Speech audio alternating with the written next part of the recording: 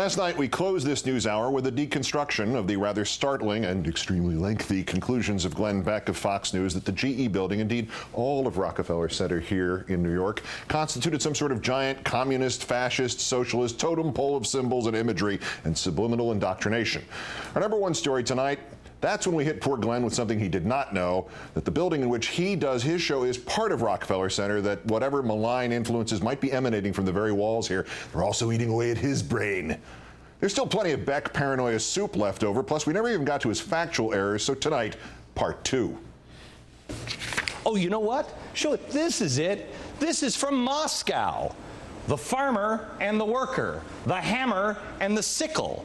This capitalist had a hammer and a sickle? Had the worker and the farmer, just like Moscow on his building, a progressive?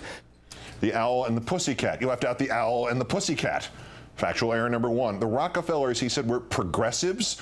John D. Rockefeller, the inventor of the oil business. Nelson Rockefeller, four-term Republican governor of New York, Republican vice president. David Rockefeller, head of the Chase Bank, tried to sneak the Shah into this country for medical treatment, touching off the Iran hostage crisis. They were progressives? Oh, by the way, one other little tidbit, completely unrelated. Commissioned by Rockefeller. All the things hidden by Rockefeller.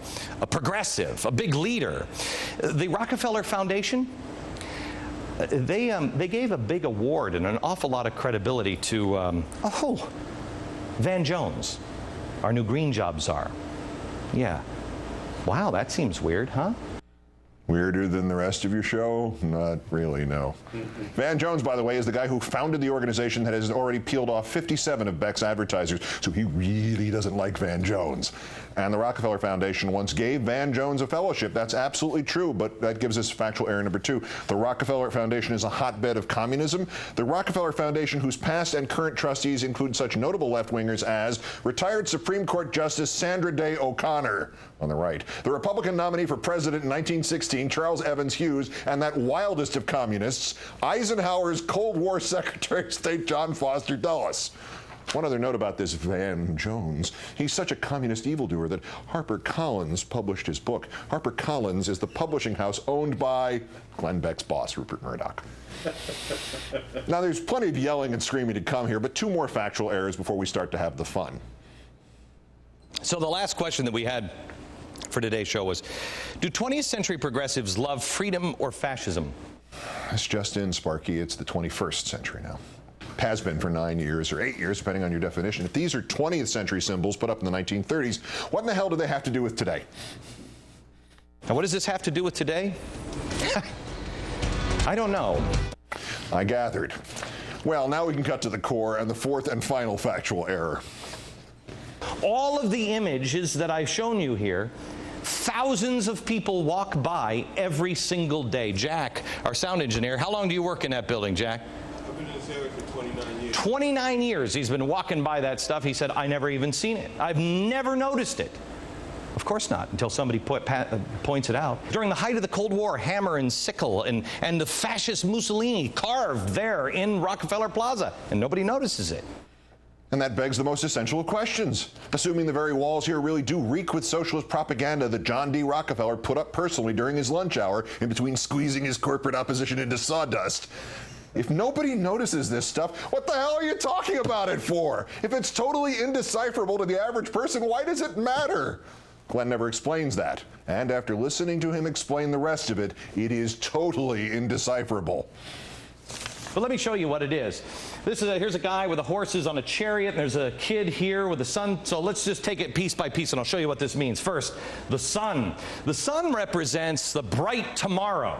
Right here underneath the boy. Here's the sun. Show me the boy. This is the youth. The next one is the youth here, leading the way. Notice he's ahead of the horses. Are the horses Mr. Ed and Barbaro? Notice he's ahead of the horses. He's leading the way into the bright future of tomorrow. Now, this man standing on a chariot, the wheel is always representative of industry in any of these progressive pictures or paintings or artwork. So you've got the wheel. Now, let's go to the horses, please. He's standing on a chariot. You've got the industry and the engines of industry. But who's in the back here? Colonel Mustard in the library with the candlestick. I showed you the NBC building. I've been showing you some of the things from Rockefeller Plaza that have been in plain sight for all these years. It's all there, black and white, clear as crystal. You stole fizzy lifting drinks. You bumped into the ceiling, which now has to be washed and sterilized. You get nothing. You lose. Good day, sir. First, let me show you what everything means. It's going to be hard to see, but in the background, here's a crowd of Americans. In the background, you see the police beating people. Angry mobs, I guess. Here's the evil army of capitalism up here with the gas mask and the warplanes and everything. Capitalism, army, awful. Then there's the wonderful people over here of Moscow.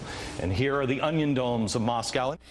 I've seen it happening. They've got to tell people the ocean's dying, plankton's dying. It's people. The Soylent Green is made out of people. Next thing they'll be breeding us like cattle for food. You've got to tell them. You've got to tell them. You tell everybody. Listen to me, Beck. You've got to tell them. Soylent Green is people. You might define their freedom as fascism, but no. At the time that was done, the progressives thought Mussolini was a good guy. They thought that was the ultimate system of government. You know I love you, baby. I wouldn't leave you. It wasn't my fault, honest. I ran out of gas. I had a flat tire. I didn't have enough money for cab fare. My tux didn't come back from the cleaners. An old friend came in from out of town. Someone stole my car. There was an earthquake, a terrible flood, locusts. It wasn't my fault, I swear to God. Let me just show you the relief here again in front of, I think it's the 636 Fifth Avenue in Rockefeller Plaza. This was fascism. If you see the young boy led there right into the sunrise, a bright tomorrow, and the strong man holding back industry and the engines of industry, that in that picture, that represents Mussolini. That's what it was carved for. That sounds like fascism to me, and it drives me nuts that nobody knows what this is. I am the fool for Christ and the paraclete of Caborca. I am the wrath of the Lamb and the angel of the bottomless pit.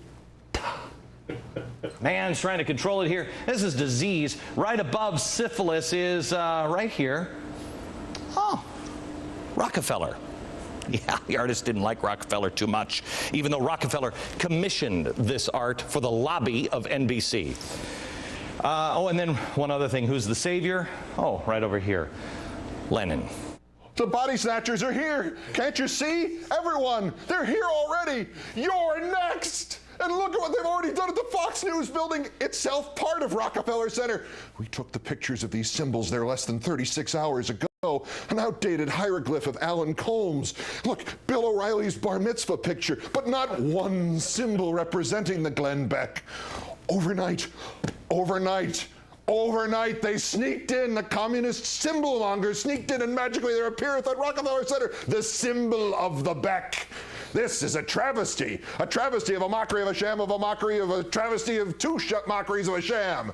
And worst of all, look what they've done to this woman in Raritan, New Jersey. Notice, I have recorded an episode of Glenn Beck, the 2 a.m. show for 1 hour on 8/5. Now, look at my scheduled recordings. Do you see what it says? Both of whom he obviously participated in their eulogies and their funerals. It says Glenn I.F. At the age of 77, C.K. Now, I wonder how that happened. Who might have done that? John D. Rockefeller did that from the grave. He really did it. You maniac! You blew it up! Oh, damn you! Damn you all to hell! Now, with a play-by-play look at Senator Al Franken versus the Tea Party protesters. Ladies and gentlemen, sitting in for Rachel Maddow, here is Anna Marie Cox. Good evening, Anna Marie. Good evening, Keith. Thank you.